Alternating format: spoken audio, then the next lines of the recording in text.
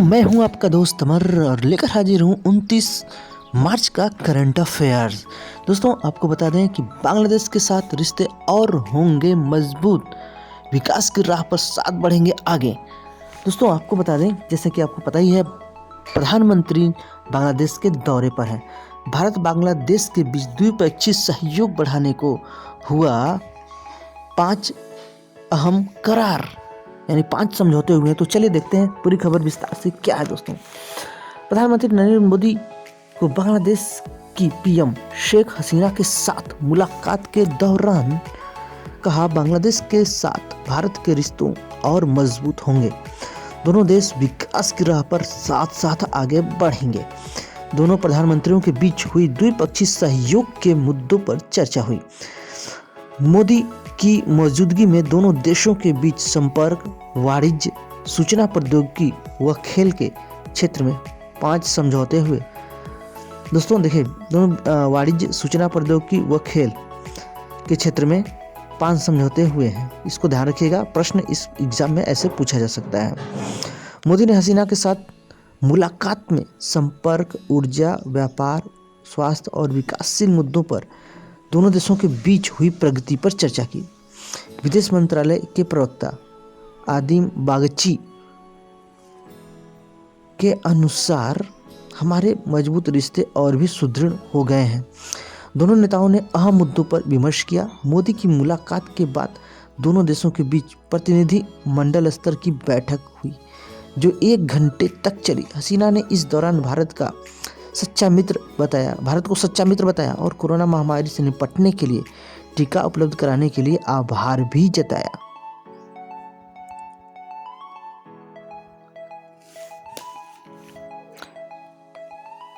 दोस्तों इस बीच मोदी जी ने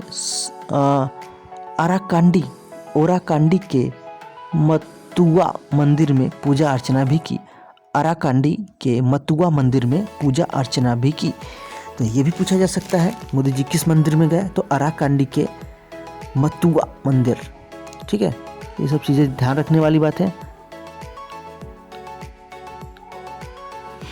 इसके बाद भारत बांग्लादेश के बीच नई पैसेंजर ट्रेन की भी हुई शुरुआत। दोस्तों आपको बता दें, भारत बांग्लादेश के बीच पैसेंजर ट्रेन मिताली की शुरुआत हो गई है। बांग्लादेश भारत के बीच नई पैसेंजर ट्रेन मिताली का शुरुआत हुआ है।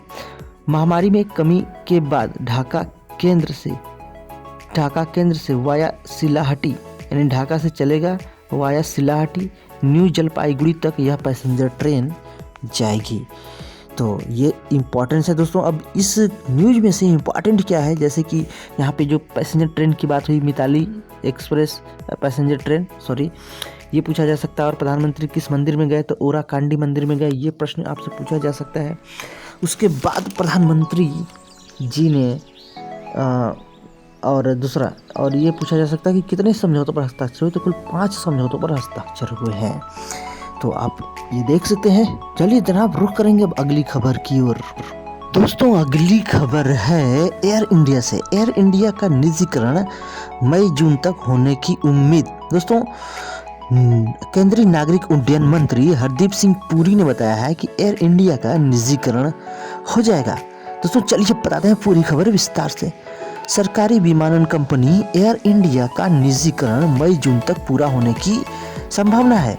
केंद्रीय नागरिक उड्डयन मंत्री हरदीप सिंह पुरी ने कहा कि एयर इंडिया को पूरी तरीके से बेचने का फैसला किया गया है। पुरी ने कहा कि सोमवार को हुई बैठक में यह तय किया गया कि 64 दिन के भीतर सरकार वित्तीय बोलियों को बंद कर देगी। और एयर इंडिया पर 60,000 करोड़ रुपए का कर्ज है। 60,000 करोड़ रुपए का कर्ज है एयर इंडिया पर। तो इस स्थिति में उबरने की जरूरत है। सरकार के पास निजीकरण करने या फिर बंद करने के अलावा कोई दूसरा विकल्प नहीं है। इस बार सरकार पूरी तरीके से कृत संकल्प है और किसी तरह की दुविधा नहीं है। तो दोस्तों नागरिक उड्डयन मंत्री हरदीप सिंह पुरी जी ने बताया कि एयर इंडिया को बेचा जाएगा क्योंकि 60,000 करोड़ का कर्ज है। तो अब यहाँ से क्या कुछ इंपॉर्टेंट है हमारी एग्जाम के दृष्टि से। दोस्तों पहले बात तो केंद्रीय नागरिक उड्डयन मंत्री हरदीप सिंह पुरी पूछा जा सकता है। और एयर इंडिया के ऊपर कितना कर्ज है ये भी पूछा जा सकता है, क्योंकि एयर इंडिया सार्वजनिक कंपनी है तो इसलिए पूछा जा सकता है। तो चलिए जनाब रुक करेंगे अगली खबर। दोस्तों अगली खबर आ रही है जलवायु सम्मेलन के लिए बाइडेन का मोदी को न्योता। दोस्तों पूरी खबर बताते हैं विस्तार से। अमेरिकी राष्ट्रपति जो बाइडेन ने वैश्विक जलवायु परिवर्तन पर पहली चर्चा के लिए प्रधानमंत्री नरेंद्र मोदी समेत दुनिया के 40 बड़े नेताओं को न्योता भेजा है। बाइडेन प्रशासन ने बताया है कि उन्होंने 22 और 23 अप्रैल को होने वाले इस शिखर सम्मेलन के लिए रूसी राष्ट्रपति व्लादिमीर पुतिन और चीन के राष्ट्रपति शी जिनपिंग को भी आमंत्रित किया है। हालांकि पाकिस्तान के प्रधानमंत्री इमरान खान को निमंत्रण नहीं भेजा गया है। अमेरिकी सरकार के अधिकारियों ने बताया है कि इस समारोह के जरिए अमेरिका को जीवाश्म ईंधन से होने वाले जलवायु प्रदूषण को कम करने में वैश्विक स्तर पर कोशिशों में तेजी लाने में मदद मिलने की उम्मीद है। उन्होंने कहा कि यह चर्चा वर्चुअल तरीके से होगी और इसका सीधा प्रसारण किया जाएगा। मोदी, पुतिन और जिनपिंग के अलावा जिन लोगों को बुलाया गया है उसमें बांग्लादेश की प्रधानमंत्री शेख हसीना, भूटान के प्रधानमंत्री लोते शेरिंग, जापान के प्रधानमंत्री योशिहिदे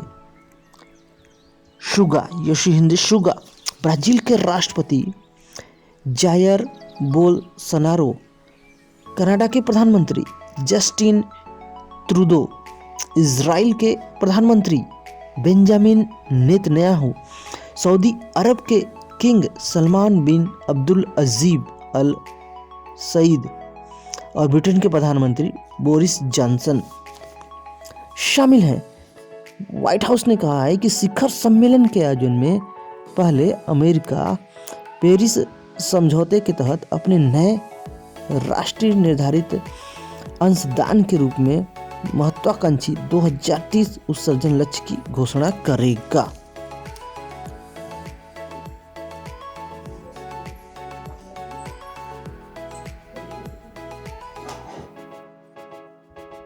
दोस्तों आपको बता दें कि व्हाइट हाउस ने यह कहा है कि ग्लासगो में इस साल नवंबर में होने वाले संयुक्त राष्ट्र जलवायु परिवर्तन सम्मेलन COP 26 के मार्ग में एक मील का पत्थर होगा शामिल। तो दोस्तों जैसा कि मैं बता रहा था, ये पूरा जो प्रयास है वो वैश्विक तापमान को 1.5 डिग्री से नीचे रखने पर जोर देने का यह प्रयास किया जा रहा है। दोस्तों मैं बता दूं कि ग्लासगो में इस साल नवंबर में होने वाले संयुक्त राष्ट्र जलवायु परिवर्तन सम्मेलन COP 26 के मार्ग में एक मील का पत्थर होगा। यानी शिखर सम्मेलन और COP 26 का मुख्य लक्ष्य वैश्विक तापमान को 1.5 डिग्री सेल्सियस के नीचे रखने के प्रयासों को गति देना है।